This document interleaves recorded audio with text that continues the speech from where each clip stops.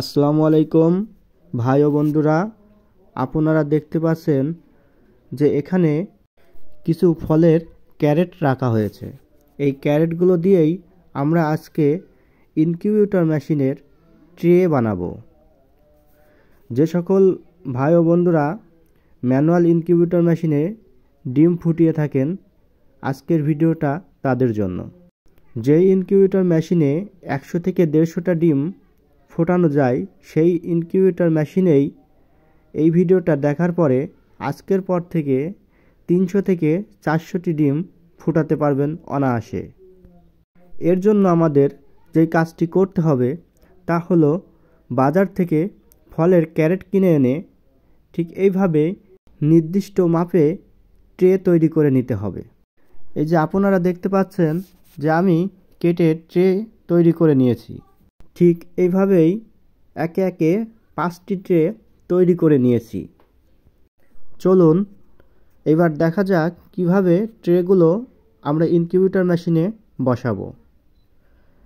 আমার ইনকিউবেটর মেশিনে আগে থেকেই কিছু ডিম বসানো আছে, যার কারণে ডিমগুলো একে একে তুলে নিব।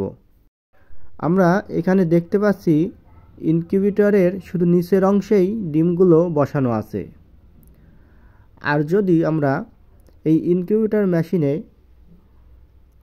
ট্রেগুলো ব্যবহার করি, সেই ক্ষেত্রে আমাদের ইনকিউবেটর মেশিনে ডিমের সংখ্যা অনেকগুলো বসানো যাবে। আমার এখানে ডিমের সংখ্যা খুবই কম, যার কারণে নিচে একটি খালি ট্রে দিয়ে নিলাম। এরপরে আরেকটি ট্রে নিয়ে তার উপরে একে একে আমাদের ডিমগুলো বসিয়ে দেব। এইভাবে যদি আমরা ইনকিউবেটর মেশিনে ডিম বসিয়ে দিই, সেই ক্ষেত্রে 95% আমরা হ্যাচিং রেট পাবো।